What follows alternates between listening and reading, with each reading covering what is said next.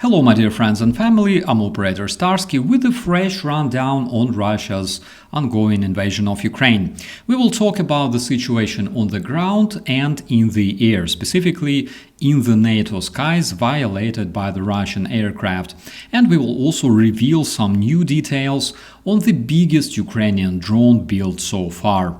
Included is a little bit of traditional Ukrainian sarcasm to keep your blood pressure in range. This is the Frontline focus. Let's roll.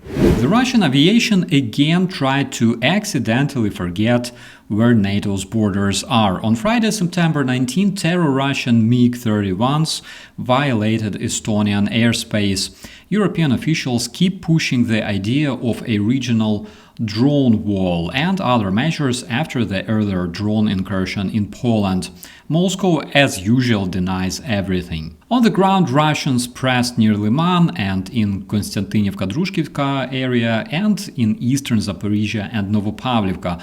No miracle breakthroughs, just a regular Russian meat grinder, burying the healthiest Russian men remaining with plenty of propaganda on top. Then on Saturday, September 20, Kremlin insiders told Western media that regime still believes it can outlast Ukraine and the West in a long war of attrition, considering that the annual GDP of Russia is still lower than in Texas. Tactically, Ukrainian troops advanced in northern Sumy and near Pokrovsk, basically turning the Russian summer offensive of Sumy into a huge failure. The terror Russian forces pushed in northern Kharkiv, around Liman, Pokrovsk, Novopavlivka, and toward Veliko-Mikhailivka, which again is really far from game over. However, the contact line stays hot in all the usual places. Then yesterday, a fresh leak from Kremlin indicated that the Russian Colonel General Lapin, the one with the long list of failures,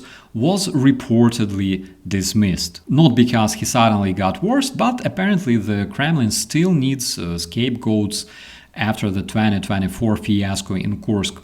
What happens next? A blood clot, a T, maybe an open window on the 20th floor? No one can tell for sure. On the map, Russians posted tactically relevant advances near Kupiansk, Pokrovsk and Veliko-Mikhailivka, but again, as we can see, Russian centimeters sold as kilometers on the Russian TV, the most honest TV in the world. This weekend, Ukrainian engineers showcased the big brother in the Toloka family, the TLK-1000, which is currently the biggest Ukrainian drone ever built. Among the claimed specifications, up to 5 tons payload, range up to 2,000 kilometers, endurance up to 60 days, diameter 1.5 meter, length 12 meters, with hybrid propulsion. Its intended missions include from recon and mine laying to striking large stationary targets and supporting operations inside combat zones. It was reported that this drone is also equipped with anti-submarine capabilities, which means that Russian submarines that felt pretty invulnerable all this time will have to grow legs and GTFO to the dry docks. A spokesman for Ukrainian Army Group Dnipro, Viktor Trigubov, reports that our forces are gradually pushing Russians back near Dobropilla. The enemy tried small group infiltration, as you probably remember, and surged forward about a month ago to grab land fast, but as it often happens with the Russian terrorists, without the logistics to hold it. Now they're paying for that mistake with heavy losses, making Russian mothers and widows extremely happy. And additional context from Ukrainian officials this week. On the broader Donetsk axis, which is Pokrovsk-Dobropilla area, our units have been conducting a sizable counter-operation. 7 settlements were liberated from the Russian terrorists and 9 more cleared of enemy reconnaissance and sabotage group activity, totaling roughly 160 square kilometers. British Defense Intelligence notes that Rosgvardia, which is basically Putin's personal internal army made primarily to protect him from his own citizens, is forming tank subunits. It was announced after the Wagner mutiny back in 2023.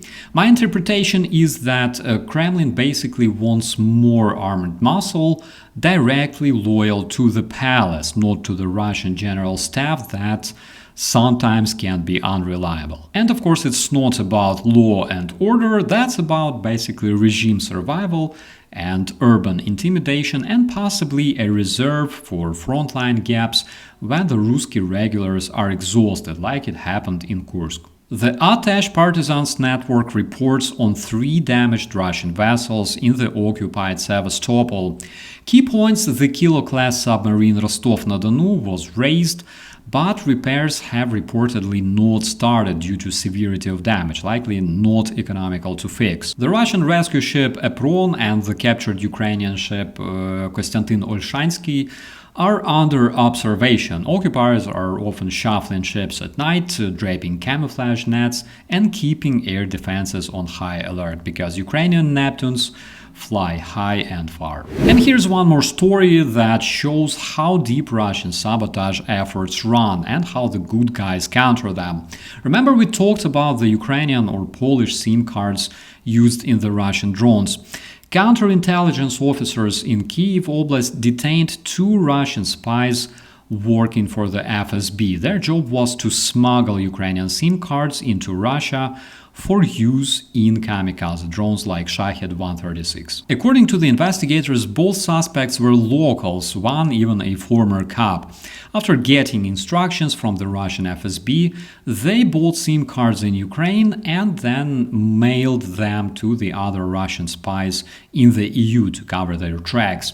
From there, the cards were forwarded to Russia, specifically to Naberezhnye Chelny and Yelabuga in Tatarstan, where drone factories produce Russian Shaheds. The FSB handlers also tasked those spies with recruiting employees inside Ukrainian telecom companies to gain access to sensitive internal data. Basically, they were trying to open a backdoor into Ukrainian communications network. Security Service of Ukraine caught the network, documented their actions, and made arrests. Searches turned up smartphones with proof of coordination with Russian handlers and foreign partners, plus batches of SIM cards already prepared for export to Russia. And to think about it, my friends, Russians conducting operations in Ukraine, snatching Ukrainian SIM cards, because the nation that once launched Gagarin in space with the help of Ukrainian spaceship designer Korolev cannot maintain its own GLONASS navigation for its drones. And now I understand why they want Elon Musk so much.